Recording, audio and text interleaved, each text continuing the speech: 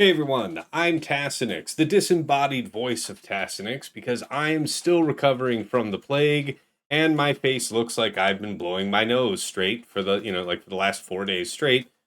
It's the case. So, no cameras for me, and yeah, I am joined though, by the regular plotting and scheming crew. We've got Dagger. Say hi, Dagger. He just wants to hide the fact that he's been doing copious amounts of cocaine. That must be the case. Yes. Followed by TJ. How you doing, TJ? I'm good, man, but I believe it's meth, not cocaine if it's in Ah, Detroit. yes. Yes, bathtub meth. Well done. It's good Sasha, things. Aisha, how's it going this afternoon? Good, good. So it sounds like I'll have to do the peeing into cups for all of you, but Mhm, no, I'm doing well. Stand by with an Arcan, apparently. And last but not least, Fatal, how you doing this afternoon? Doing all right. I think it's going to be a solid big day, but for other more personally motivated reasons. Chimers. Ooh. Oh, you're saying that kit's dropping today as well? Dig that. Very nice. Mm-hmm. All right, guys. Well, as of this recording, we just locked in for week 2 of this current 3 versus 3 season, in which Maz Kanata has just entered the game. So this will be her debut week. We're gonna go over her kit and yeah, all the good stuff regarding team stuff like that. All right, so from the top, Maz Kanata, alignment, light side, categories, leader, support, pirate, scoundrel, smuggler, unaligned force user, order 66 raid. Key attributes: in true pirate fashion, Maz is utilizing the new stealing mechanic, and she focuses on stealing stealth. Maz gives profit to her enemies, setting up unique ways to steal this profit from them with her special 2, and by critting enemies. She also uncaps profit for herself and pirate allies. Yeah, while she does have the UFU tag for thematic reasons, as she is a non-Jedi Force wielder fully demonstrated in the High Republic comics, she is first and foremost a pirate leader and will find the most success as such. For the best performance, focus on stealing as many stacks of profit as you can to take advantage of the uncapped profit. And as an initial recommendation, they do go with speed and health. We'll talk more about mods and such recommendations a bit later. All right. Anything what's up with all the anti-Sith? Pirates, especially Hondo, have always been a fun headache for Jedi and Sith alike, and Sith especially are some extremely strong counters right now, so we enjoy the opportunity to lean into thematic. See here, abilities, known issues. We'll go over this, I think, at the end, so that we can understand that in context of what. We'll start with her unique. Yeah, we'll do her leadership then her. All right, leader, Pirate Queen, Zeta plus Omicron. Final text. At the start of each encounter, and if there were no Galactic Legend allies, all pirate smuggler allies are immune to fear, and they gain foresight for 1 turn. Whenever Maz gains a stack of profit, all other pirate allies gain 1 stack of profit until the end of the encounter. Whenever a pirate ally with retribution uses a basic ability, they ignore that enemy's protection. And whenever an enemy attacks out of turn, all pirate allies gain 5% turn meter. So those 4 clauses are activated by, if there were no Galactic Legend allies.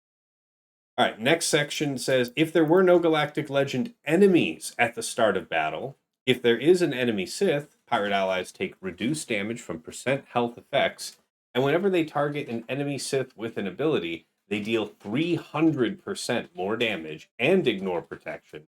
And at the start of each Sith enemy's turn, all pirate allies gain foresight for 1 turn.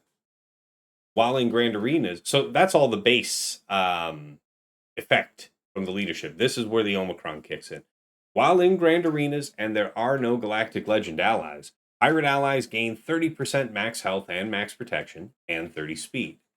Whenever a pirate ally scores a critical hit, they gain 5% tenacity, stacking until the end of the encounter, which is crazy because we were talking all along the way about, the different needs for tenacity that there might be for tanks. Certainly less of a consideration under Maz's leadership. Pretty nice. If a pirate ally is instantly defeated by a non-galactic legend enemy, that enemy is death marked for 1 turn, which can't be copied, dispelled, or prevented. If a pirate ally uses an ability on their turn against an enemy with this death mark, they instantly defeat them.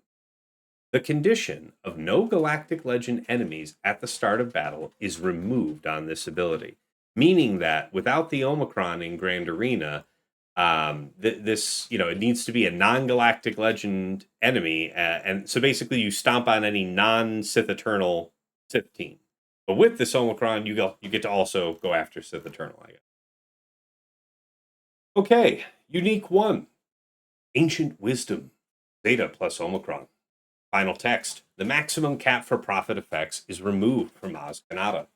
At the start of battle, and if all allies were pirates, Oz gains 100% counter chance and 75% crit chance until the end of battle, and 20% max health and max protection until the first time she is defeated. If there were no Galactic Legend pirates at the start of battle, so that's on either side of the board, at the start of Maz's first turn, each encounter, grant all non-pirate enemies 5 stacks of profit, which can't be prevented until the end of the encounter. Whenever Maz critically hits an enemy, she steals a stack of profit from that enemy until the end of the encounter. And whenever an enemy loses all 5 stacks of profit, Maz gains a bonus turn. So yeah, in 3 versus 3, that's 3 turns, and 5 and 5 versus 5. Nice. All right. That's the base effect. With the Omicron applied while in Grand Arenas and there are no Galactic Legend allies, Oz gains 5% mastery whenever she gains a stack of profit for the rest of the encounter. So whether it's generated or stolen. Nice. Whenever an enemy loses a stack of profit given from Maz, they also lose 5% offense, stacking maximum of 25%, and 5 speed, stacking max of 25 until the end of battle. Whenever a pirate ally inflicts any debuff on their turn, they deal true damage to all enemies once per turn. This damage can't defeat them. So, okay. Almost like a BT1 spinny spin type of thing. All right. Up to the top for the basic. Steadfast Shot. Final text. Deal special damage to target enemy and inflict them with healing immunity and pinned for 1 turn. If target enemy is Sith, healing immunity and pinned can't be evaded or resisted. Special 1. Eyes Everywhere. Cooldown of 5. Final text. Dispel all debuffs on all pirate and smuggler allies. If all allies were pirates, and if there were no Galactic Legend allies at the start of battle, call all pirate allies to assist, dealing 40% less damage, and they gain 50% turn meter and have their cooldowns reduced by 1. Okay. Special 2. Keeper of Secrets. Cooldown of 4, Zeta plus Omicron. Final text. Oz steals stealth, resets its duration, and grants it to all non-tank pirate allies, and she steals 1 stack of profit that she granted to enemies from each enemy until the end of the encounter. If all allies are pirates, and there are no Galactic Legend allies at the start of battle, inflict all enemies with 3 stacks of Expose for 2 turns, and the target enemy's cooldowns are increased by 1. This attack can't be evaded or resisted. So we've seen that in a couple spots. With the basic, the enemy had to be Sith, and then you didn't need to worry about passing a potency or tenacity check, but you also don't need to worry about that here. All right, Quick that's note. the base effect with the Omicron while in Grand Arenas and there are no Galactic Legend allies. If all allies were pirates at the start of battle, Maz steals an additional stack of profit, so 2 from each enemy, that she granted to enemies from each enemy until the end of counter. Yep. And all enemies have their cooldowns increased by 1 instead. So wait a minute, how does that differ? Target enemy. It goes from target enemy to all enemies have their cooldowns increased by 1 instead. That's huge. If target enemy had lost all 5 stacks of profit given from Maz, death mark them until the end of the encounter, which can't be copied or dispelled. If the enemy already had death mark, set target enemy to 100 max health until the end of the encounter. If target enemy was a galactic legend, inflict them with armor shred instead, which can't be dispelled until the end of the encounter. So, at first read, it doesn't seem like this team seems well set up to go after galactic legends, because I know there's language at several points about if there's no galactic legend on the board.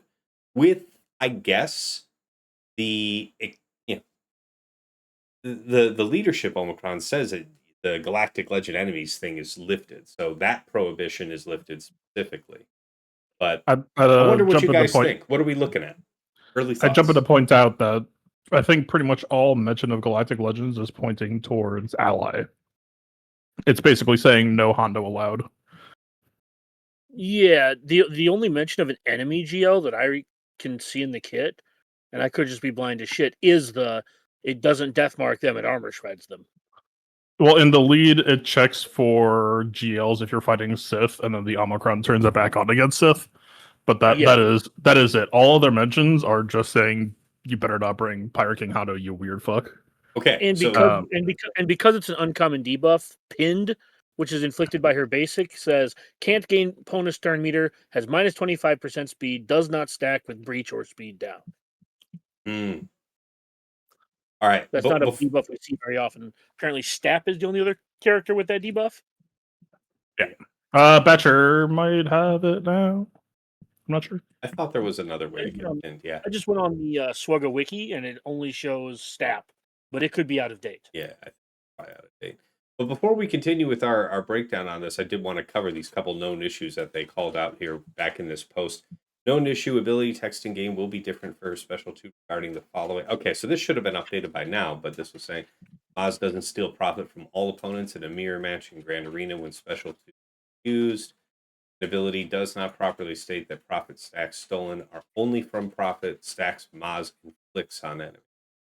And then the below text is the accurate. Okay, so we have already covered the accurate. I guess in the early release of the language, it was incorrect or ambiguous.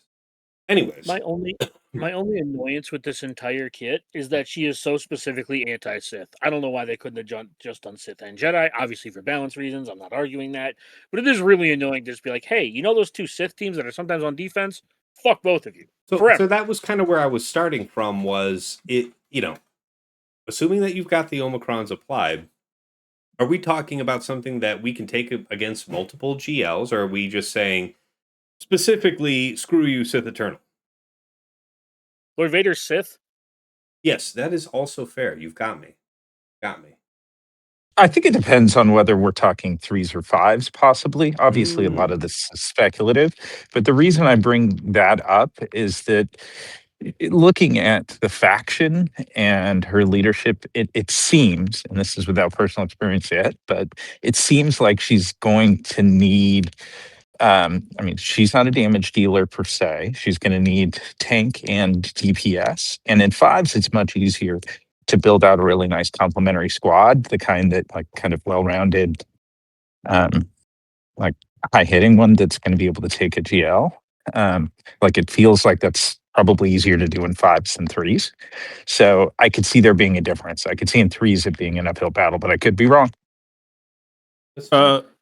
I'll point out that in a lot of cases, aside from GLs, you have a permanent death mark. And I think in that respect, like in W3, we're probably the common comp I would imagine will end up being Maz, Kix, Quig.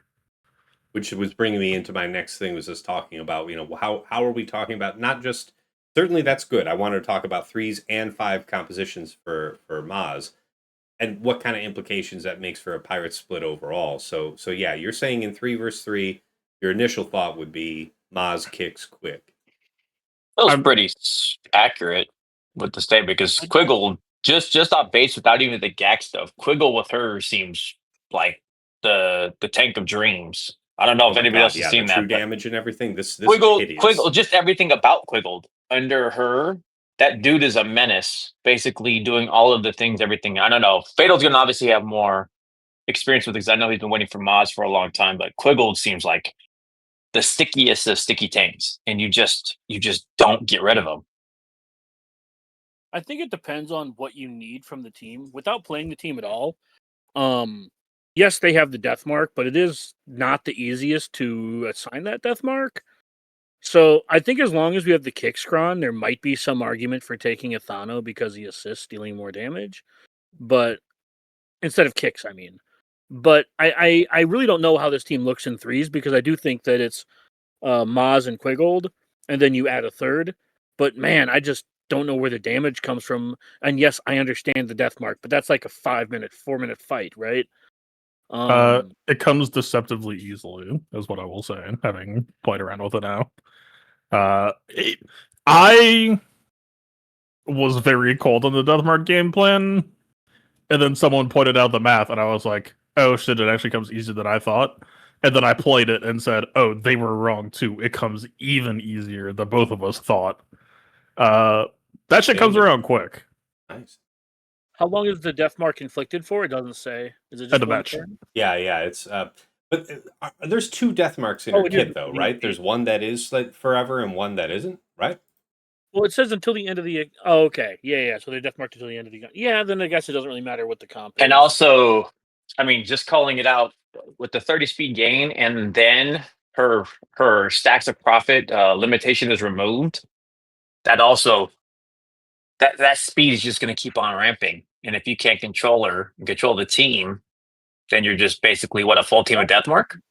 Does she have something that gives her speed through profit? Because the cap for removing speed from your opponent is 25, and she's slow as shit. The maximum cap for profit is removed for her specifically. Yes, but does profit give her speed? I don't Like, what is? think I'm so. asking what the speed has Whenever to do you with lose a the stack speed. of profit, they also lose 5% offense and 5 speed. So Yeah, but she's slowing them yeah, down. Yes, but it's And capped then at the death 25%. mark. So I'm saying, like, I don't know what the speed really has to do here because she's kind of slow. She's not that slow. She's 181 plus 30. I was gonna say I could easily get her. I got her Is she to. really? I know She we'll talk feels about it, but really slow when I was modding her. Like 340 was like plus 165. Like that. I got her. seems I got her up to 355 relatively easily. I yeah. whittled her back down to 350 to have better stats overall. Yeah, I've got And then 355 with bulk. yeah, I'm at 360, and then also I guess the other good piece is the additional 30 just in base with the and the GAC. So whatever you're giving, you get to get 30 on top of that.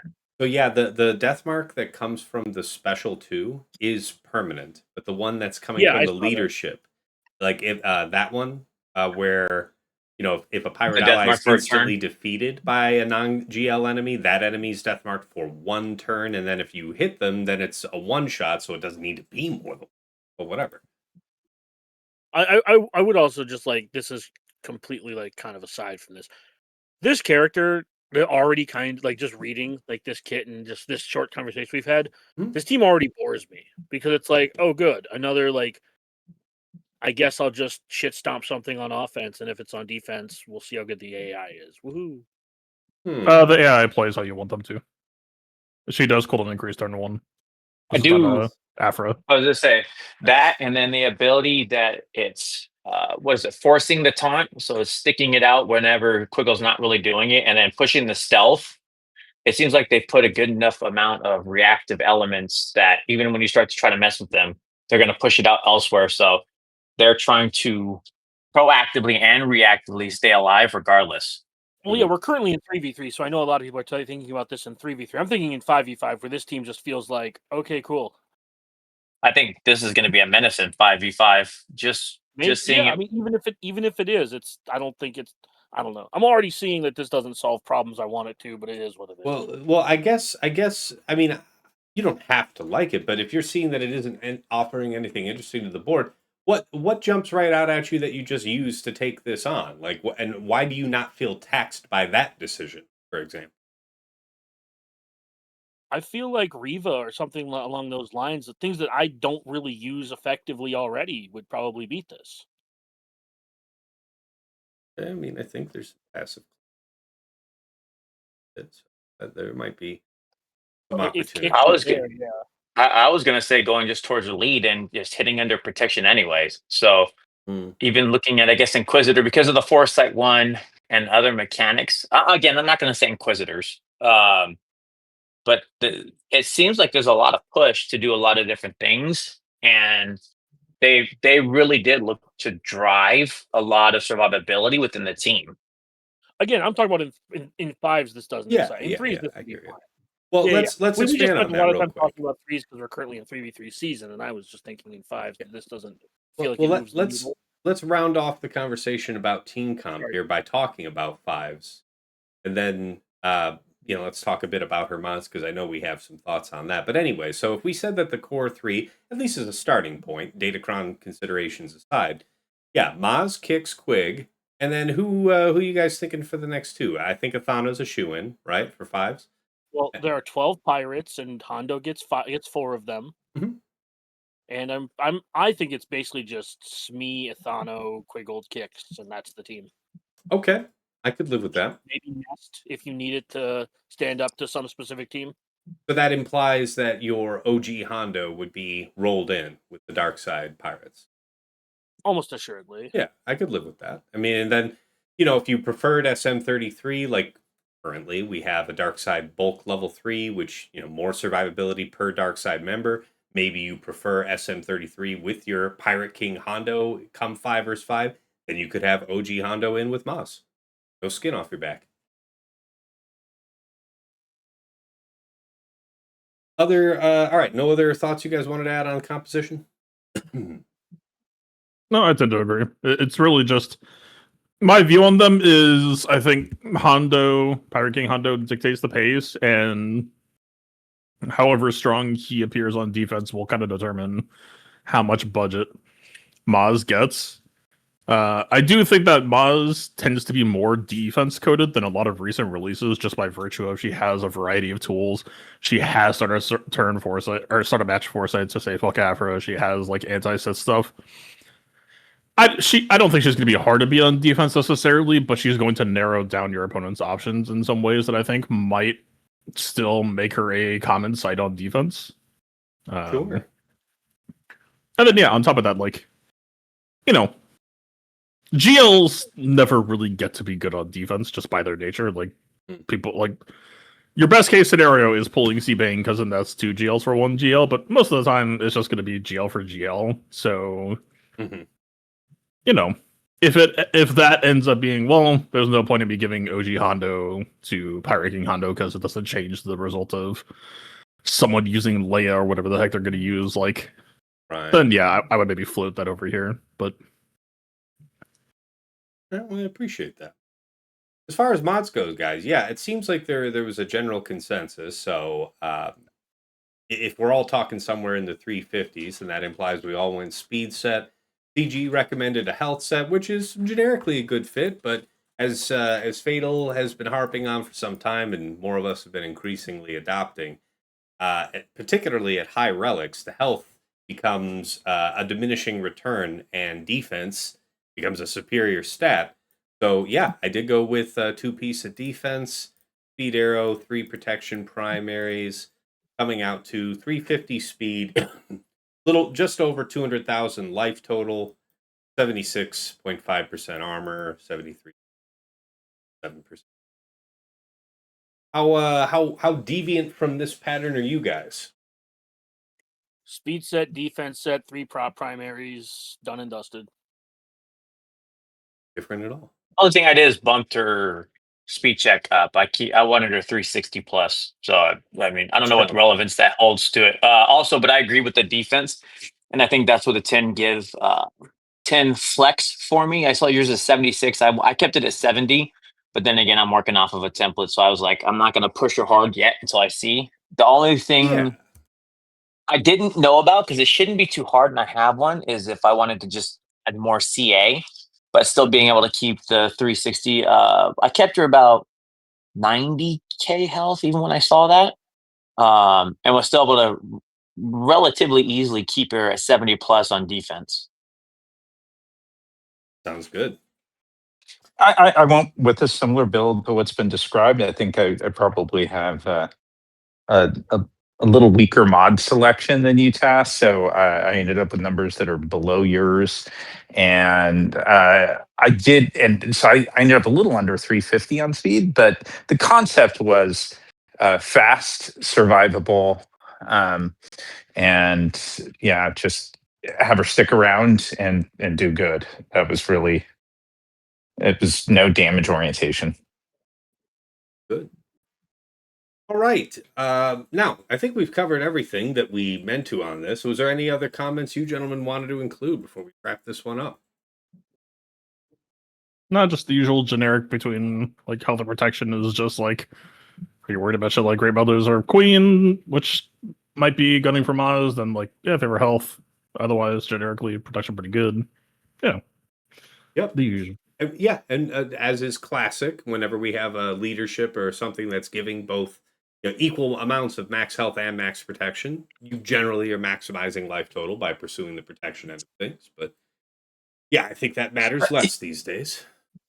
The only other commentary I'd add, and I think probably the listeners get it and recognize the same patterns that the rest of us hear, but I expect this to be meaningfully elevated in the near term by the datacron sets that are out there, and I